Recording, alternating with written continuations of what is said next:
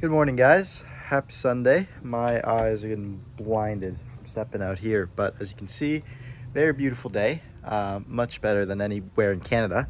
And I'm going to be taking you guys through a lazy Sunday because I know a lot of entrepreneurs kind of don't know what to do on Sundays. At least I didn't. I will always either work through it too hard and then burn myself out for the weekend, or do nothing and feel like I didn't accomplish anything or push anything forward.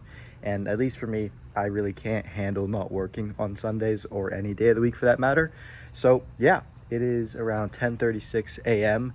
I went to bed at 7:45 on Saturday. I know I'm a cool guy, but I woke up at 9 a.m., which, I mean, I don't even know how I slept that long. I got up at 4, but for whatever reason, my body was just not complying.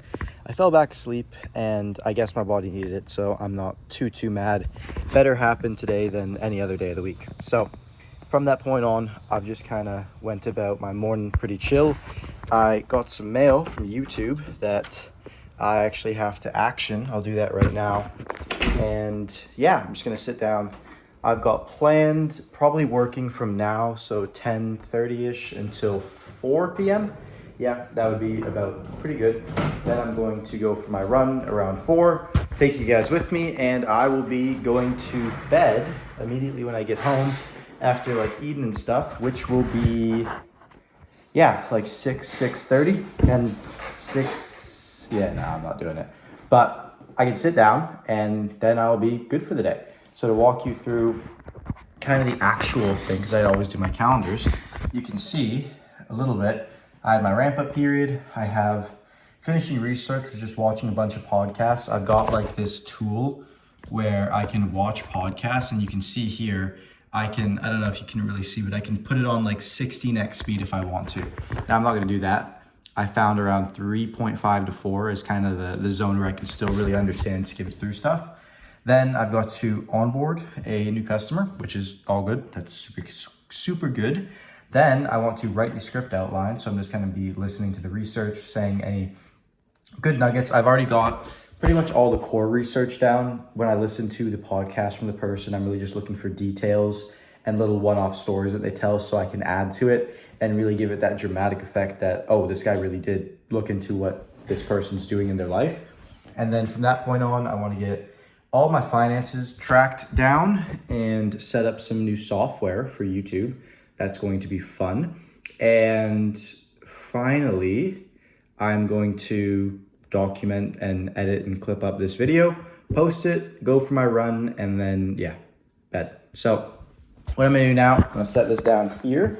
And like I mentioned to you guys beforehand, every single morning, just so you can see, is a matter of consistency, because one day this will matter a lot more, but I track everything. So I've got my wake up times, my bed times, and you can see this is only 3 months that I've been doing it on this specific spreadsheet, but I've been following different versions and regimens of this for probably over 2 years now, and it's a game changer.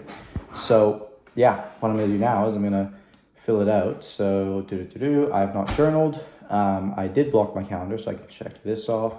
And what I call it, again, I've talked about this yesterday, but you got a hydration max.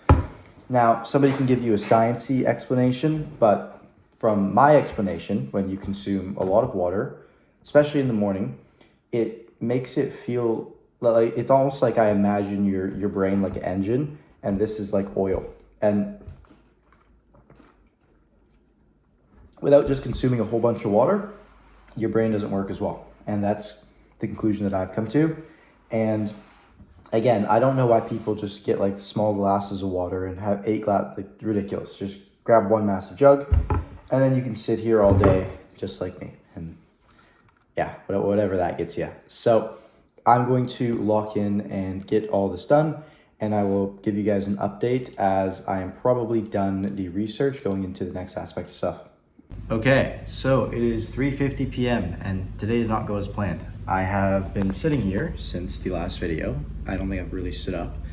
However, what I've been doing is literally just going all in on finishing this research. I had planned to do a whole bunch of other stuff, but at the end of the day, the research and the YouTube videos are the priority. So what I will do is I will give you guys a little selfie angle here, and we're gonna scroll through all the research that was happening for this video so far. And keep in mind, these are not just like notes. This is me going ahead and like properly dissecting what went on and every single person that's reviewed it.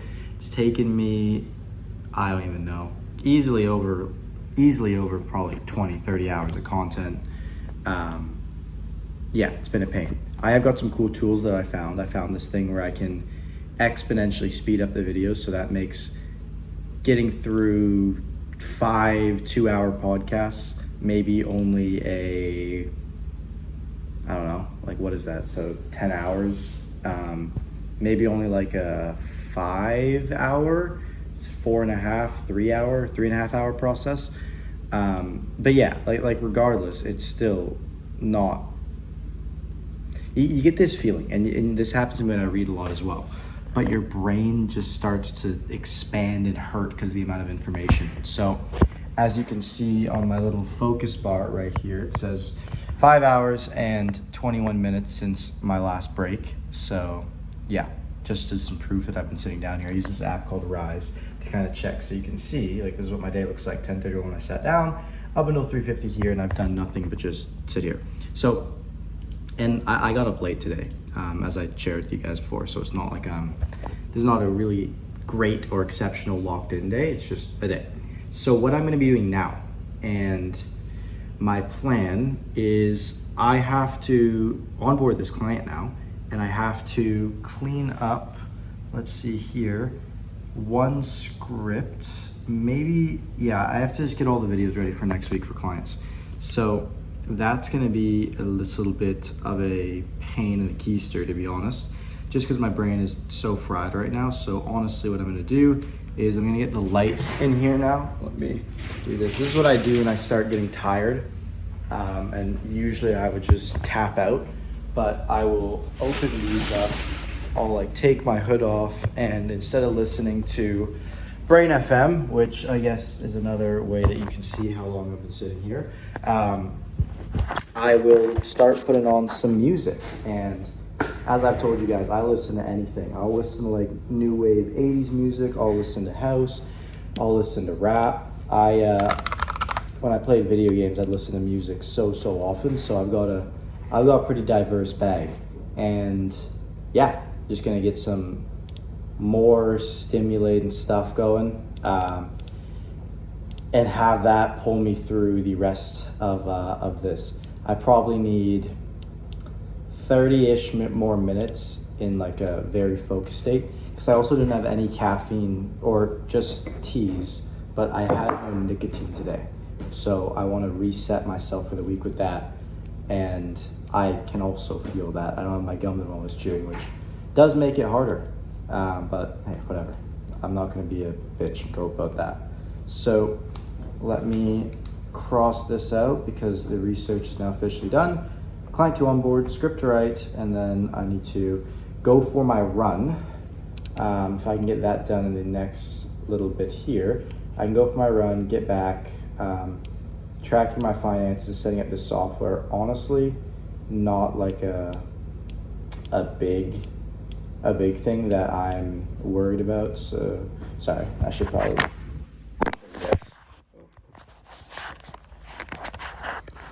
Okay, so I'm just playing around with my calendar here to see how this works. So yeah, the research was about 5 hours just sitting there. I've done a little bit while I've done this. Now I'm going to get into this. I already did the second thing there, so I'm going to do this. Onboard plus script, get that taken care of. Give myself 30 minutes for that, and then I'm going to have to be locked in on this run. So go for a run. Here we go. Give myself hour 30 for that. I get back at 6:30, and I lay in bed while I do the remaining of the work, and then I have a melatonin and I pass out. Melatonin, game changer. I used to have it. I used to take it to wake up for tournaments in time, because being a gamer in like prime COVID pandemic, and yeah, it was like I was like 12, 13. but it was the first time I never had a bedtime. So being in the online world, I decided to just like literally pull up all-nighters, and I'd wake up at like 1, 2, 3, 4 p.m. I think the worst I ever did was around 4 or 5 p.m. And I've done worse now. I've woken up pretty screwed up schedules nowadays. But outside of that, taking melatonin would help me wake up because I played Fortnite, and if anybody knows, they do the F and CS. So they had 3 levels of the tournament. That is so crazy to explain to somebody. There was one on a Friday night, and the next one would be on Saturday morning, and then the third round would be on Saturday evening. And the one on Saturday morning was at 11 a.m. And it was a recurring theme for these gamers like myself who'd stay up all night playing these money games because of school and everything. They wouldn't play during the day to sleep through these. And they would literally screw up their entire season and all these thousands of hours they put into the game just because they didn't wake up. So I started taking melatonin so I didn't sleep through, but more importantly, I could wake up at probably around 10 a.m.-ish and get on early to start warming up. And yeah, I stopped doing it, and I've kind of reintroduced it now because I take my melatonin at what, like 6:30, I'm not gonna do it again, and I'm passed out by 8. At 7:30, like, but for the last hour and a half that I'm awake, I'm pretty much asleep, but just conscious. I'm stumbling around, nothing's really working, lights are out. And that's the state that when I'm there, I know I had a good work day, which is 1+. But it also means that I have now pretty much guaranteed I'm going to wake up on time. And the thing with melatonin that I'm learning is if you take it too late, and if you have any kind of sleep debt built up, melatonin will pretty much force you biologically to pay off that sleep debt. So you can't expect to take melatonin to fall asleep. Like, I would never take it before a run unless I've been sleeping perfect. Because you take melatonin before a run, and let's say you've got to sleep 4 hours to wake up and you want to do a recharge, and you have 12 hours of debt, it will make you sleep those 12 hours. And if you get forced to wake up, like, the only way is if someone literally pulls your body out of bed and like starts making you work like a marionette, you will be so tired, it's ridiculous. So you have to be careful about it in that sense, because it makes you sleep, but it also makes you fully sleep. So I did that today, and that's why I woke up later, to give you more context. And now that I'm fully regenerated, I should have no issue. If I take it early enough to properly pass out, be up at 4 a.m. and get back to you guys, because tomorrow is my client meeting day. So I should have 6 hours in the morning from 4 when I wake up, at 5 when I get to my desk and really start working, to knock out tasks, move needles forward. And then I would be pretty fried after all my meetings that I'm either gonna go for a quick run. Yeah, probably gonna go for a quick run. And then on Tuesday, I'm gonna record my next video, which is probably gonna be longer again. And then I'm gonna get that to my editor. He should be getting my video by Tuesday, Wednesday. And then what that will do is I post on Wednesday, sorry, I'm gonna as I say this. I post it on Wednesday, I hand off the next video to my editor for that. He can get that ready to post 2 weeks back to back, just leading to the end of the month. And then I can, keep up the same process, start researching the next person I'm gonna be doing. But yeah, this obsession when it comes to researching everything is pretty big. And I've had this big paradigm shift that I want to talk about, which is because first I was like, all right, I was like a 5-time-a-week YouTube poster, then a 3-time-a-week YouTube poster. Then I did daily for 30 days. Then I was like, all right, sustainability is either 3 times a week with Loom breakdown-ish, or 2 that are a bit more highly edited. And the thing that people don't seem to quite understand yet with YouTube is that it will always reward the top 10 percentile of videos exponentially more than every other video. You know how many people there are that make Loom breakdowns? And the fact of the matter is, I don't think there's anything you can say in a Loom breakdown to make it go viral. And anybody that does that, oftentimes they fluke it and they never have enough respect for YouTube to properly continue it. That's why blowing up early sucks. My first video got 10K views and it misrepresented my perspective on content, which actually led to me stopping my brand for about 6 to 8 months-ish, because I thought I was supposed to be getting more views because that first video had skewed the perspective so much for me. And that's where so many people are. But at first I leaned back and I said, okay, let me do 1 video a week. And I made the Hormozy video, then I made after that, the Iman video, and that took me quite some time. That was actually 2 weeks in between the last one. And I still was telling myself this expectation, like, no, if you just focus, get the system locked in, you can produce 1 a week. And I kind of came to it yesterday when I realized I've been trying to force myself to do these 1x weekly, that it just did not align with the level of attention and effort that I'm putting into the videos that I am doing. Especially because I can really only cover each creator's story once without kind of just making it like weird and come across as a fan page. I might as well pour everything out into that, do my complete due diligence with research, and make a long video, right? The best video I did is 30 something minutes. The other one before that was 30 minutes. That didn't do as well. I don't know. I think I timed uploading the video wrong, but I'll probably make another video on Iman. He's probably one of the guys that I will, just because there is so much to cover on him. And yeah, I might redo him, but again, give that time. The Brez one, I timed it perfectly with his event, which is something that I kept in mind that I can definitely do. And yeah, my goal is I want to reinvent this style of making videos on other people without having it be hate content. Like the exposés where they just shit on people, I think it's bottom feeder behavior. And I know that some people might see the packaging on the videos that I'm doing and they might have that expectation.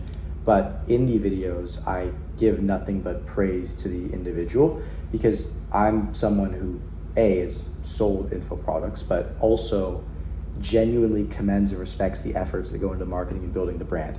So that's kind of the way that I want to represent it. And I even got comments on like the Brez video saying like, yo, how much do you pay you? Did he pay you 5K to make this video? All this stuff. But I just find that funny. That's just the internet, and time will continue to prove it. But the big paradigm shift that I had is, instead of going for 4 videos a month, which is 1 time a week, I'm only going to be ever going for 2 videos a month. I think 1 video a month is a little bit too little, and that's just me being lazy, unless I have some massive breakthrough where I should make these way longer videos. But I think an hour video that fully breaks down properly who this person is, and the video takes me 100 hours plus to do, 100 hours me personally, and then with my team and kind of coordinating the rest of the process, have that happen twice a month, I think really sets the expectation that will allow me to blow up, because the videos are going to be so great that they get exponentially pushed, as I saw with this video. But what's also going to happen is I build a reputation on this unique style I'm doing as somebody that only ever produces extremely, like, the top-notch, the best of the best level work. And I think that's so important, because in this age of content mass being important, burnout is such a pertinent issue, because people expect to get results in too short of a time frame, and this continually daily, you're trying to just keep pumping out content. Their content becomes too repetitive, and they lose the ability to innovate and get creative because they never have enough time to just mull on something. I've been in this box where always trying to think, hey, how do I post? And just by trying to get things out too much, you never break through to make good stuff.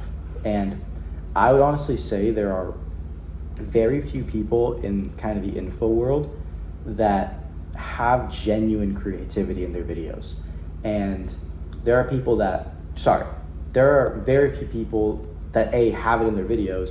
There's even lesser than, I'd say, like probably less than 10 people who I think are directly involved when it comes to making sure their brand and what they represent is reflected in the videos.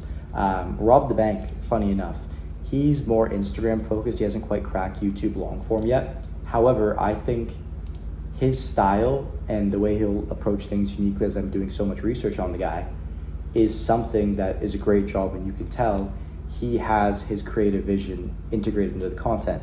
Iman is the same way. You can tell he's taken intentional steps to make sure his brand elements are in that video, and whether he's spent time training the person responsible for it and or still has a hand in it himself, he is making sure that that happens. Hormozy does a solid job of it.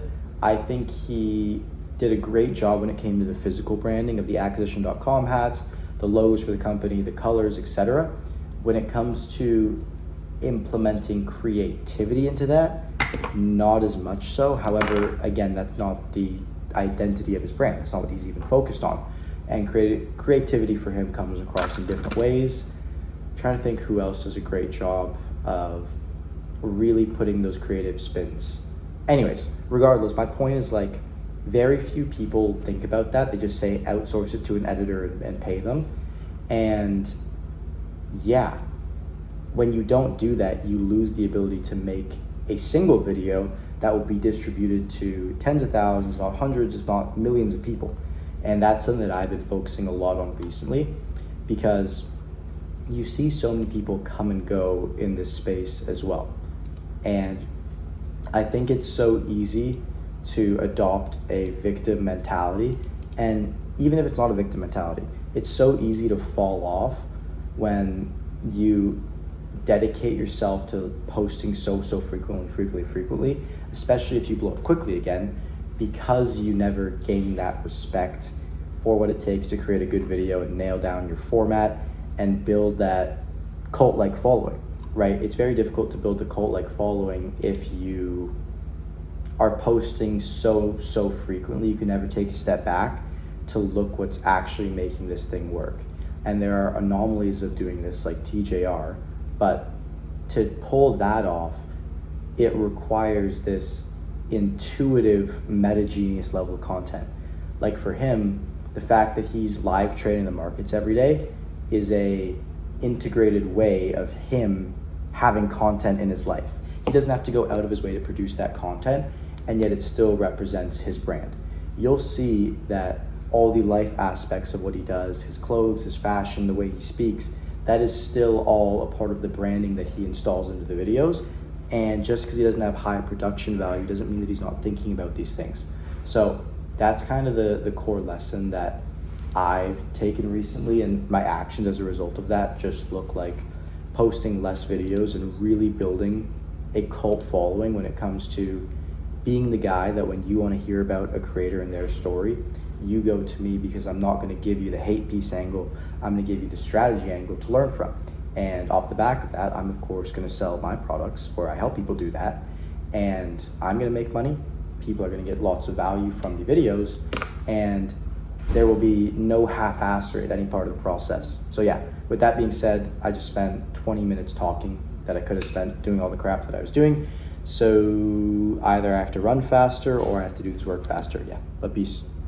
Okay, so it ended up being a little bit longer. It is now 5 p.m., so I think about an hour and a half later, and I am finally done. So now what's gonna have to happen is I need to go ahead and get this run done, and then immediately get home and knock out so that I can be asleep by 8. So yeah, I'm going to go ahead and do that now, and I'll probably give you guys another video as I'm finished my run. All right, boys, so we're on a run. On the way back now, should be about 8K-ish, maybe 10K. That's like 6 miles, I'm pretty sure. So gonna finish that up, and then I'll update you guys as I'm kind of doing a recap on the day, and we're gonna go to bed. Okay guys, so it is time to go to bed, 7:13 p.m. Already been in bed for about 30-ish minutes or so, just watching some TV. And yeah, I am about to finish editing this video, close my eyes, upload it, and see you guys tomorrow at 4 a.m. I got client meetings, and I'm just gonna try and lock in, get a lot of the script done before my client meetings, do client meetings, go to bed, and then wake up on Tuesday, film the video, upload on Wednesday, and yeah, it'll be a good, really good week this week. And hoping to also kind of make sure that my funnel is validated, and if I get all that done, it's a great week.